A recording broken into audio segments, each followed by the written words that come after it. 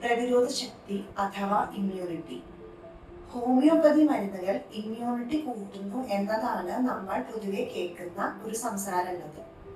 എങ്ങനെയാണ് ഹോമിയോപ്പതി മരുന്നുകൾ ഇമ്മ്യൂണിറ്റി കൂട്ടുന്നത്, അഥവാ ഇമ്മ്യൂണിറ്റി എന്ത് അടിസ്ഥാനത്തിലാണ് ഹോമിയോപ്പതി മരുന്നുകൾ നിർണ്ണയിക്കാൻ സഹായിക്കുന്നത്? ഇന്ന് നമ്മൾക്ക് അതിനെക്കുറിച്ച് മനസ്സിലാക്കാം. ഇമ്മ്യൂണിറ്റി അഥവാ പ്രതിരോധ ശക്തി. നമ്മുടെ ശരീരത്തിൽ പ്രതിരോധ ശക്തി 2 തരത്തിലാണുള്ളത്. ഒന്ന്, നമ്മൾക്ക് പാരമ്പര്യമായിട്ട് കിട്ടിയ പ്രതിരോധം, അതായത് ഇൻഹെറിറ്റഡ് ഇമ്മ്യൂണിറ്റി. അതല്ലെങ്കിൽ അക്വയർഡ് ഇമ്മ്യൂണിറ്റി. അക്വയർഡ് ഇമ്മ്യൂണിറ്റി എന്ന് പറഞ്ഞാൽ നമ്മൾ പ്രതിരോധ കുത്തിവയ്പ്പുകളിലൂടെയും നമ്മൾ പല സാഹചര്യങ്ങളിൽ ജീവിച്ചതിന് ശേഷം നമ്മുടെ ശരീരം അതിനോടുള്ള പ്രതിരോധം തീർക്കുന്ന അവസ്ഥ. ഇതാണ് 2 ടൈപ്പിലുള്ള ഇമ്മ്യൂണിറ്റി, അതായത് അക്വയർഡ് ഇമ്മ്യൂണിറ്റി ആൻഡ് ഹെറിഡിറ്ററി അല്ലെങ്കിൽ ഇൻഹെറിറ്റഡ് ഇമ്മ്യൂണിറ്റി. ഇനി ഹോമിയോപ്പതി മരുന്നുകൾ കൊടുക്കുമ്പോൾ ഓട്ടോ ഇമ്മ്യൂൺ ഡിസീസസിന് ഒഴികെയുള്ള ബാക്കി എല്ലാ അസുഖങ്ങൾക്കും ഇമ്മ്യൂണിറ്റി ബൂസ്റ്റിംഗ് ആണ് സംഭവിക്കുന്നത്. അതുകൊണ്ട് തന്നെയാണ് ഇപ്പോൾ വരുന്ന മിക്ക കാലാവസ്ഥാ അസുഖങ്ങൾക്കും അതേപോലെ തന്നെ നമ്മൾ കാണുന്ന പകർച്ചവ്യാധികൾക്കും ഹോമിയോ മരുന്നുകൾ നമുക്ക് കൊടുക്കാൻ സാധിക്കുന്നത്. കാരണം അത് പൊതുവെയുള്ള നമ്മുടെ ശരീരത്തിന്റെ പ്രതിരോധത്തിനെ വർദ്ധിപ്പിച്ചുകൊണ്ട് എല്ലാ തരത്തിലുള്ള അണുക്കളെയും നമ്മുടെ ശരീരത്തിൽ ഇൻഫെക്ഷൻ ഉണ്ടാക്കുന്നതിൽ നിന്നും പ്രതിരോധിക്കുന്നു. ഇനി ബേസിക്കലി നമ്മുടെ ശരീരത്തിൽ അണുക്കൾ ഉണ്ട് എന്ന് നമ്മൾ എങ്ങനെ അറിയാം? അതിനുള്ള പലതരം ബ്ലഡ് ടെസ്റ്റുകൾ നമുക്ക് ലഭ്യമാണ്. നമ്മളൊരു നോർമൽ റുട്ടീൻ ബ്ലഡ് ടെസ്റ്റ് ചെയ്യുമ്പോൾ നമുക്കൊരു ബാക്ടീരിയൽ ഇൻഫെക്ഷൻ ആണോ, ഫംഗൽ ഇൻഫെക്ഷൻ ആണോ, അതോ വൈറൽ ഇൻഫെക്ഷൻ ആണോ ഉള്ളതെന്ന് അറിയാനുള്ള മാനദണ്ഡങ്ങളുണ്ട്. ഇതുപോലെ തന്നെയാണ് ESR, CRP, ഇമ്മ്യൂണോഗ്ലോബുലിൻസ് എന്നുള്ള അവസ്ഥ.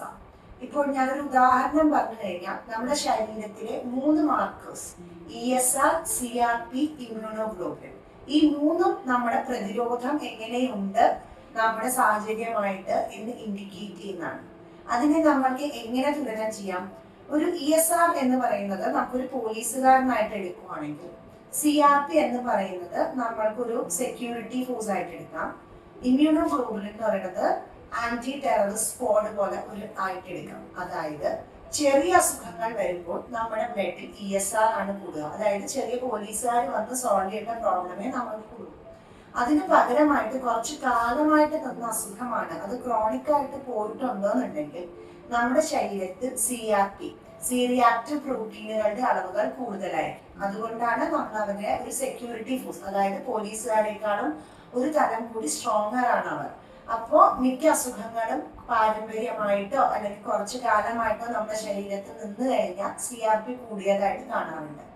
ഇനി അതുമല്ല, ഇമ്മ്യൂണോഗ്ലോബുലിൻസ് ആണ് ഒരു പേഷ്യന്റിന് കൂടിയിരിക്കുന്നതെന്നുണ്ടെങ്കിൽ severity of infection, duration of infection, അതായത് ഒരു അസുഖത്തിന്റെ തീവ്രതയും അത് ശരീരത്തിൽ വന്ന സമയവും എല്ലാം നമുക്ക് നിർണ്ണയിക്കാനും അത് ഇത്തിരിയും കൂടെ ഹയർ ലെവൽ ബ്ലഡ് ഇൻഫെക്ഷനെ ഇൻഡിക്കേറ്റ് ചെയ്യുന്നതാണ് ഇമ്മ്യൂണോഗ്ലോബുലിൻ. സാധാരണ ഓട്ടോ ഇമ്മ്യൂൺ ഡിസീസസിനൊക്കെ ഇമ്മ്യൂണോഗ്ലോബുലിൻസ് പോസിറ്റീവ് ആയിട്ടാണ് കാണാറുള്ളത്. അപ്പൊ നമ്മൾ ചോദിക്കാം, ഹോമിയോ മരുന്ന് കൊടുത്തു കഴിയുമ്പോൾ എന്ത് സംഭവിക്കുന്നു? ഇപ്പോൾ അത് വളരെ എളുപ്പമായിട്ട് നമുക്ക് പറയാൻ പറ്റുക, നമ്മളൊരു ഇഞ്ചക്ഷൻ എടുത്തു കഴിഞ്ഞാൽ ഡോക്ടർ നമ്മളെ വാൺ ചെയ്യും, ആ കുട്ടിക്ക് ചെറിയൊരു പനി വരാൻ സാധ്യതയുണ്ട്, അത് ഇഞ്ചക്ഷന് പ്രതിരോധമായിട്ട് ബോഡി തീർക്കുന്ന ഒരു ഡിഫൻസ് ആണ്, അതിലൂടെയാണ് ജീവിതകാലം മുഴുവനുള്ള ഇമ്മ്യൂണിറ്റി ആ കുട്ടിക്ക് ലഭ്യമാകുക എന്നുള്ളത്. ഇതുപോലെ തന്നെയാണ് നമ്മുടെ ഹോമിയോ മരുന്നുകൾ കൊടുത്തു കഴിയുമ്പോഴും ബോഡി കുറച്ച് സിംറ്റംസ് പുറത്തേക്ക് വിടാം. അത് നല്ല രീതിയിലുള്ള സിംറ്റംസ് ഉണ്ട്, ചീത്ത രീതിയിലുള്ള സിംറ്റംസ് ഉണ്ട്.